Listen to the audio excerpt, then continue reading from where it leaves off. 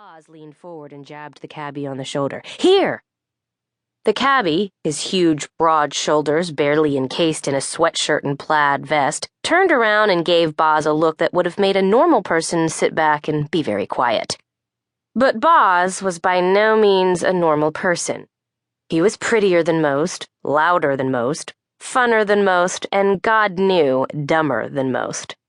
We'd just come from a dance club where a knife fight had suddenly broken out.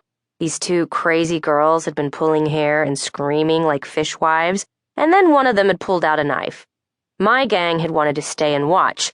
They loved stuff like that. But, you know, if you've seen one knife fight, you've seen them all.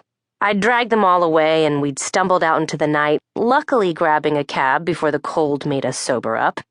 "Here, right in the middle of the block, my good man," Boz said, earning himself a murderous look that made me feel grateful all over again for gun control in merry old England.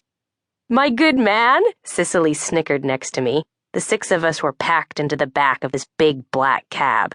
There could have been more, but we'd found that 6 wasted immortals were all the back of a London cab could hold. And that was only if no one puked. "Yes, Jeeves," Cicely went on brightly. "Stop here." The cabbie slammed his foot on the brakes, and we all shot forward. Boz and Katie hit their heads on the glass partition between us and the driver. Stratton, Inocencio, and I all catapulted off our seats, landing in an ungraceful, giggling heap on the dirty cab floor. "Hey," Boz said, rubbing his forehead. Inocencio found me under the tangle of arms and legs. "You okay, Ness?" I nodded, still laughing. "Get the hell out of my cab," our driver spat. He lurched out of the front seat, came around, and yanked our door open. My back was against the door, and I immediately fell out into the gutter, hitting my head on the stone curb. "Ow! Ow!" The gutter was wet. It had been raining, of course. The pain, the cold, and the wet barely penetrated my consciousness.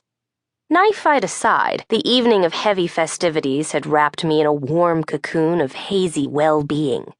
"Out!" the cabbie said again, grabbing my shoulders and hauling me out of the way. He dumped me on the sidewalk and reached in for Incy. "Okay, hello, anger and a trickle of consciousness." I frowned, rubbing my shoulders, sitting up. We were a block away from the dungeon, yet another horribly seedy underground bar where we hung out. And only this short block away, the street was dark and deserted. Empty lots alternating with burned-out crack houses, giving the street a missing tooth appearance. "All right, hands off," Inocencio said, landing on the sidewalk next to me. His face was cold with fury, and he looked more awake than I'd thought. "You lot," the cabbie snarled. "I don't want your kind in my cab. Rich kids, think you're better than everyone else." He leaned into the cab, grabbing Katie's coat collar while Boz scrambled out on his own. Gonna be sick," Katie said, half in, half out of the cab. Boz jumped out of the way just as Katie's system purged itself of an evening's worth of Jameson whiskey, right on the cabbie's shoes. "God damn it!" the cabbie roared, shaking his feet in disgust. Boz and I giggled. We couldn't help it. Mean Mr. Taxi Driver. The cabbie grabbed Katie's arms, intending to haul her to the sidewalk, and suddenly Incy muttered something and snapped his hand open.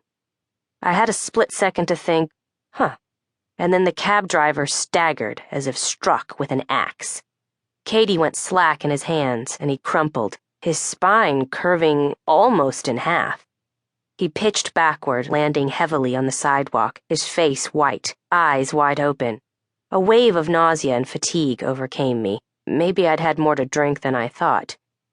"Incy, what did you do?" I asked him, bemused as I got to my feet. "Did you use magic on him?" I gave a little laugh. The idea was kind of ridiculous. I leaned against the lamppost, holding my face up to the chilly mist. A few deep breaths and I felt better. Katie blinked blearily and Boz chuckled. Inocencio stood up, frowning at his new D&G boots now flecked with rain. Stratton and Cicely got out of the other side of the cab and joined us. They looked down at the cabbie lying frozen on the wet pavement and shook their heads. "Very nice," Stratton said to Incy. "Very impressive, Mr. Magician. You can let the poor sod up now." We were all looking at each other and at the cabbie.